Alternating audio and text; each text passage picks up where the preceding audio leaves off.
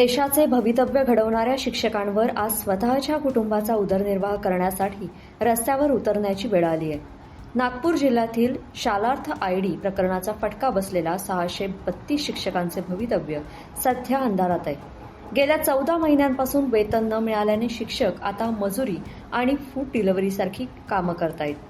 याच संघर्षातून नागपूरचे शिक्षक अनिल राठोड यांचा अपघात झाला असून यंत्रणेच्या ढिम्म कारभारामुळे एका सुशिक्षित शिक्षकाचं कुटुंब रस्त्यावर आले. नागपूर विभागातील 632 शिक्षकांच्या शालार्थ आयडीचा प्रश्न तांत्रिक आणि प्रशासकीय कारणांमुळे मागील 1.5 वर्षांपासून प्रलंबित आहे. शालार्थ आयडी नसल्यामुळे या शिक्षकांचे पगार बँकेत जमा होऊ शकले नाहीत. न्यायालयाने या शिक्षकांचे वेतन तातडीने देण्याचे निर्देश देऊनही शिक्षण विभागाकडून कागदपत्रांची पूर्तता संथ गतीनं सुरू आहे. 14 महिने पगार नसल्याने यातील अनेक शिक्षकांनी भाजी विकणे, मजुरी करणे किंवा फूड डिलिव्हरी बॉय म्हणून काम करण्यास सुरुवात केली. अनिल राठोड हे नागपुरात शिक्षक म्हणून कार्यरत आहेत. घरची परिस्थिती आणि कर्जाचे हप्ते फेडण्यासाठी त्यांनी शाळा सुटल्यानंतर झोमॅटो, स्विगीमध्ये डिलिव्हरी काम सुरू केले. मात्र रात्री काम करत असताना त्यांचा भीषण अपघात झाला. आधीच पगार नाही आणि त्यात अपघातामुळे कामावर जाणेही कठीण झाल्यानं त्यांच्यावर उपासमारीची वेळ आज आली आहे. गेल्या 14 महिन्यांपासून खिशात 1 रुपयाही आलेला नाही. घरात वृद्ध आईवडील आणि मुलांच्या गरजा कशा पूर्ण करायच्या हा प्रश्न होता. म्हणूनच शाळा सुटल्यानंतर मी फूड डिलिव्हरी काम सुरू केलं. सन्मानाने जगण्यासाठी हे काम करताना माझा अपघात झाला आणि आता मी अंथरुणाला खिळून आहे. न्यायालयाने आदेश देऊनही प्रशासन ढिम्म आहे. आमच्या हक्काचा पगार आम्हाला कधी मिळणार? यंत्रणेला आमचा जीव केल्यावर जाग येईल का? अशी प्रतिक्रिया अनिल राठोड यांनी दिली आहे. आमचं प्रकरण शालार्थ आयडीमध्ये आहे.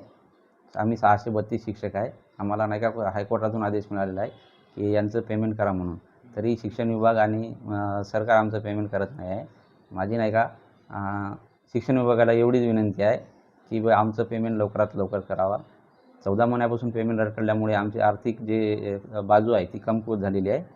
त्याच्यामुळे उपजीविकेसाठी काहीतरी काम करावं लागेल म्हणून आम्ही शाळेचे शैक्षणिक कार्य पूर्ण करून दुपारून किंवा संध्याकाळी हा फूड डिलिव्हरीचं काम करत आहे. शाळेचं आणि फूड डिलिव्हरीचं व्यवसायाचं कशा पद्धतीने नियोजन तुम्ही आखत आहात?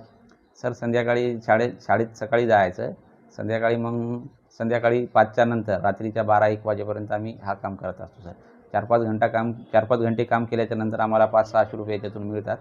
त्याच्यावर आता आम्ही आमचं कुटुंब चालवत होतो. त्याच्यातनी बी नियतीचा असा घात केला नियतीनं, याच्यात पण माझा अपघात केलेला आहे. सर, अपघात झाला.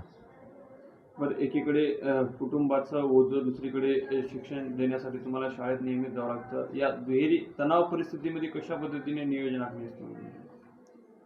सर, आता तर उपजीविकेसाठी सर काम तर करणंच आहे. आता नागपूरसारख्या सिटीमध्ये राहायचं म्हणल्यावर सर मॅक्झिमम सर 15 ते 20 हजार रुपये खर्च लागतो. त्यासाठी मग सर आता आमचे जे आर्थिक स्रोत आहे जिकडून येणार होते ते सगळे बंद झालेले आहे. घरी म्हणजे म्हातारे आई वडील आहे, पत्नी आहे, सोबत 2 लहान लेकरं आहे. सर, त्यांचा सगळा गाडा मला चालवा लागते. मी कुटुंबाचा प्रमुख आहे. त्याच्यानं सर आता माझ्यावर ही कंडिशन आलेली आहे. माझ्यासारखे जे खूप सारे शिक्षक आहे आमचे 632मधून ते हे काम करत आहे. सर, ती माझ्यावर जी वेळ आलेली आहे ती त्यांच्यावर वेळ येऊ नये ही शासनाला, शिक्षण विभागाला हीच माझी विनंती आहे की त्यांनी आमचं पेमेंट करावं. माझ्यावर जी वेळ आलेली आहे ती दुसऱ्यावर येऊ नये.